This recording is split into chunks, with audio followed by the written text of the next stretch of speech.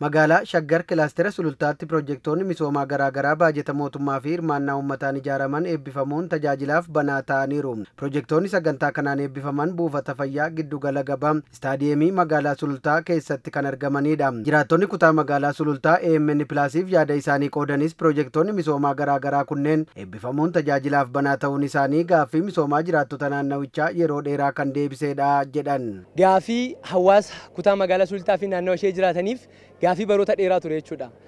Ijaarsi ispeeshaalii istaadiyeemii giddugala gabayaa buufata fayyaa kun gaaffii yeroo dheeraa hawaasni keenya gaafachaatii turedha jechuudha. Isa keessaa akka fakkeenyatti yoo naannoo isinii fudhadhu ta'e istaadiyeemiin dargaggootaaf iddoo ijaati jechuudha. Harka qalleeyyiillee akka kana har'a eebbifamu kana keessa baay'een fayyadamaa ta'u jiraattonni keenya warri harka qalleeyyiin jiru. Piroojeektii akka qonnaan bulaa asitti giddugala qonnaan bulaa kunis tajaajila guddaa nuu kenna jechuudha. Naannoo kanatti daldalaafis qonnaan bulaan keenya iddoo itti oomisha isaa gurguratuu danda'u waan ta'eef waan carraa gaariidha jechuudha. Piroojeektoota har'a asitti eebbifaman kana baay'ee gammadna irra jechuudha.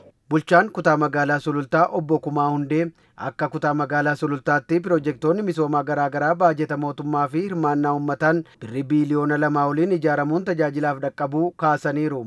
Akka kutaa magaalaa Sulultaatti bara kana piroojeektii gosa adda addaa baajeta mootummaatiin hojjetaman hospitaala waliigalaa Sulultaa kan amma irra jirru dirree istaadiyeemii Sulultaa mana qusannaa gamoo qonnaan bulaa riqicha iddoo sadiitti piroojeektii gosa adda addaa baajeta mootummaatiin akka waliigalaatti biiliyoona 2 hojjetamee jira.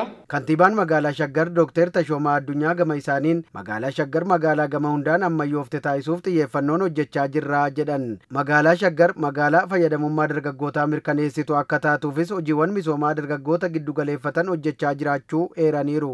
Dargaggoo keenyaaf tajaajila kana fakkaatu istaadiyeemii kutaa magaalaa Sulultaa irratti Gafarsaa Gujeetti Akaadaamii dargaggoo giddugala dargaggoo bara kana xumurree magaalli kun magaala dargaggoo akka ta'e dargaggoon akka itti fayyadamu dargaggoon keenya akka ciman gosa dinagdee keenya akka ammayyeessinu hojii gurguddaa hojjenneerra. Piroojeektoota kanneen eebbisiisuun tajaajilaaf banaa kan taasisan sadarkaa pirezidaantii itti aanaa mootummaa naannoo Oromiyaatti qindeessaan kilaastera baadiyyaa obbo Addisuu Araggaa akka naannoo Oromiyaatti piroojeektoota 27 ol birrii biiliyoona 200 oliin ijaaramanii xumuramuun tajaajilaaf banaa taasisaa jirra jedhan. Kanaan dura magaalonni naannawaa Finfinnee gama bu'uuraalee misoomaatiin rakkoo guddaatu irra gahaa ture kan jedhan obbo Addisuun piroojeektoonni misoomaa garaagaraa magaalaa Shaggar keessatti akkasitti eebbifamuun biiftuun misoomaa magaalattiif bahuu agarsiisaa jedhan. Piroojeektoota hedduu kumaatamaan lakkaa'aman